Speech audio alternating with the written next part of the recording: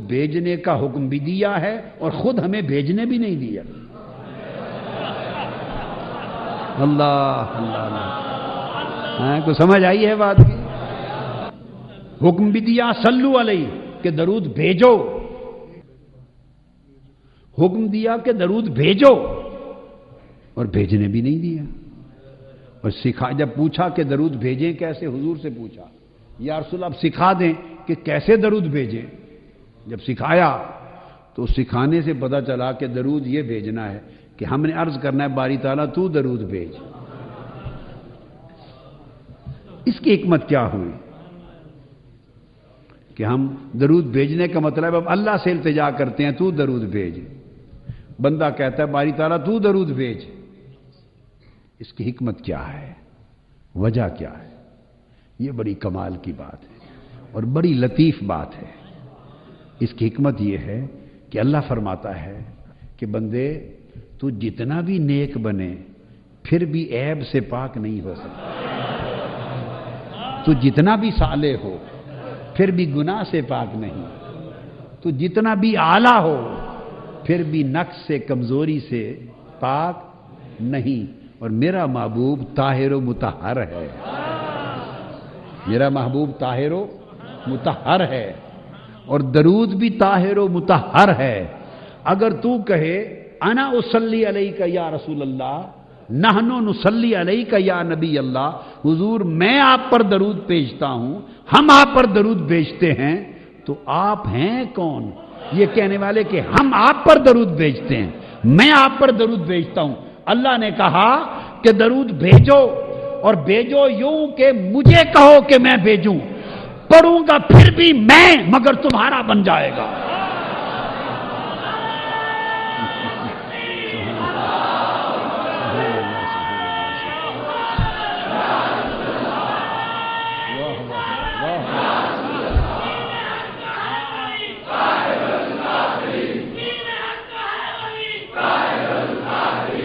ارشاد فرمایا کہ اپنا درود بھی خود بھیجوں گا، جو ان اللہ و ملائکتہ یصلون علی النبی کے حصے کا ہے، جو میرے حصے کا درود ہے وہ بھی خود بھیجوں گا، اور صلو علیہ کے حصے کا بھی میں بھیجوں گا۔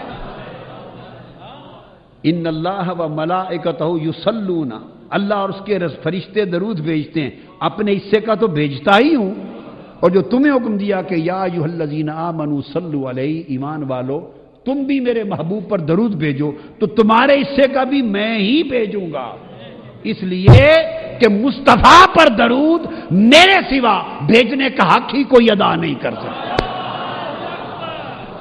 کون حق ادا کر سکتا؟ مصطفیٰ پہ درود سوائے میرے کوئی بھیج نہیں سکتا۔ اب تو صرف طریقہ یہ ہے کہ تمہاری زبان میرے محبوب پر درود بھیجنے کے قابل کہاں ہے؟ چونکہ درود کیا ہے؟ درود حضور کی حمد و ثنا ہے، رفعت ذکر ہے، تو تم حضور کے لیے تم اپنے پاس سے درود نہیں بھیج سکتے، اس لیے تم زبان سے یہ نہ کہو کہ ہم آپ پر درود بھیجتے ہیں، نہ یہ مجال نہیں تمہاری، تو تم پلٹ کے مجھ ہی سے درخواست کر لو کہ باری تعالیٰ اپنے حصے کا تو بھیجتا ہی ہے، ہمارے حصے کا بھی بھیج، تو میں اپنا بھی بھیجوں گا تمہارا بھی بھیجوں گا۔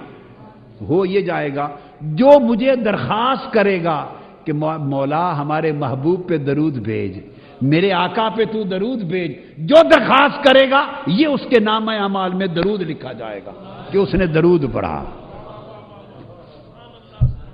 تو درود اللہ کو پھر درخواست ہے، درود اللہ کو پھر درخواست ہے، حکم بھی ادھر سے آیا کہ درود بھیجو، درخواست پھر ادھر گئی تو ہی بھیج، ہمیں کیا معلوم کیا کہنا ہے؟ ہائے ہائے مالک، ہمیں کیا معلوم کیا کہنا ہے؟ ہم کیا جانے ان کی شان کیا ہے؟ ہمیں کیا خبر ان کا مقام کیا ہے؟ ہمیں کیا معرفت کہ ان کی عظمت کیا ہے؟ ہمیں کیا آگہی کہ ان کے مقام کی رفعت کیا ہے؟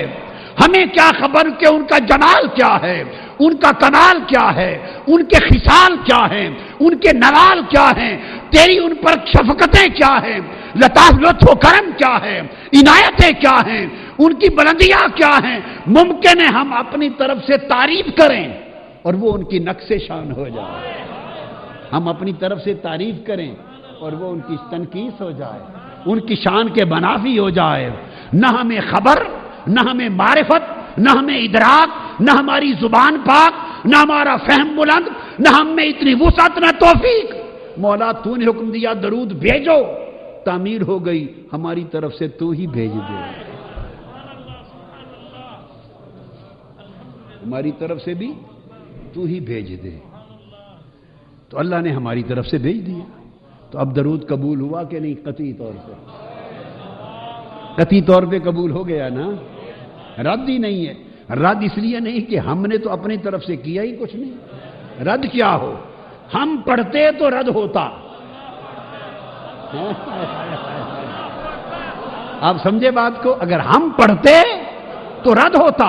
ہم اگر کہتے کہ میں درود بھیجتا ہوں حضور پر، ہم درود بھیجتے ہیں نبی پر، اگر ہم یوں کہتے تو شاید رد بھی ہو جاتا، کیونکہ پھر وہ ہمارا تھا.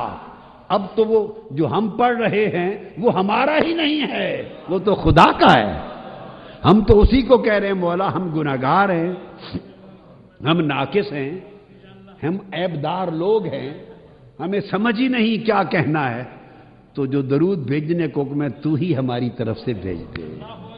تو اس لیے ہم نے تو درود میں ایسی کوئی بات ہی نہیں کی جو رد ہو سکے، ایسا کوئی لفظ اور جملہ ہی نہیں بولا جو رد ہو سکے. ہم نے تو اسی کو کہا ہے تو ہمارا بھی ساتھ بھیج دے. اس لیے درود کبھی رد نہیں ہوتا. گوشہ درود والو، درود کبھی رد نہیں ہوتا. تو یہ 10 دن آپ وہ عمل کر رہے ہیں کہ ہر عمل اللہ نہ کرے کہ رد ہو، مگر رد ہو سکتا ہے. یہ 10 دن کا درود کا عمل کبھی رد نہیں ہوگا. تو اللہ رب العزت نے فرمایا کہ بندے تو مجھ سے درخواست کر کہ میں بھی تیری طرف سے درود بھیجوں. یہ درود ہے. اور پھر اس کے اندر ایک جو راز کی بات میں نے آپ کو بتایا وہ یہ کہ حضور کی عظمت و فضیلت کیا ہے، بندے کے پاس اس کا ادراک اور معرفت ہی نہیں ہے. شان یہ ہوتی ہے، شان اس کو کہتے ہیں جو اس کی شان کے لائق بیان ہو. شان تب کہتے ہیں شان کا بیان کرنا جو اس کے مرتبے کے لائق مطابق بیان ہو. مثلا ایک شخص ہے پی ایچ ڈی، پروفیسر ہے، شیخ الحدیث ہے، محدث ہے، مفسر ہے، محقق ہے، بہت اونچے درجے کا عالم ہے. تو اس کی کوئی تعریف کرنے لگے، شان بیان کرے، سینکڑوں ہزاروں کتابوں کا مصنف ہے، ہزارہ علماء اہل علم کا استاذ ہے، پوری دنیا اس سے استفادہ کر رہی ہے، اتھارٹی ہے، یعنی اس کا ایک اپنا مقام و مرتبہ ہو. اب کسی میرے جیسے ایسے بدھو سے جس کو نہ سدھ نہ بدھ، اس کو کہہ دیا جائے اس کی تعریف کرو، اس کی شان بیان کرو، تو وہ اس کی شان بیان کرنے لگے. ماشاء اللہ ایسی خوبصورت الف بے لکھتا ہے کہ بس کمال ہو جاتی. الف بے جیمدار پوری لکھ لیتا ہے یہ تک، اور بڑی خوبصورت لکھتا ہے. اور تختی پہ گاچی ایسی لگاتا ہے کہ بڑی شاندار گاچنی لگاتا ہے. پھر جب پانی بیرتا ہے تو ساری سیاہی مٹا دیتا ہے. واہ واہ. قلم بالکل ایسی شاندار ہاتھ میں رکھتا ہے، سیاہی بڑی شاندار، روشنائی بڑی اعلیٰ ہے. پین میں سیاہی بڑی اچھی ہوتی ہے، قلم اس کا اچھا ہے، اور اے بی سی بھی آتی ہے ساری اس کو پوری، اور 100 تک گنتی بھی کر لیتا ہے.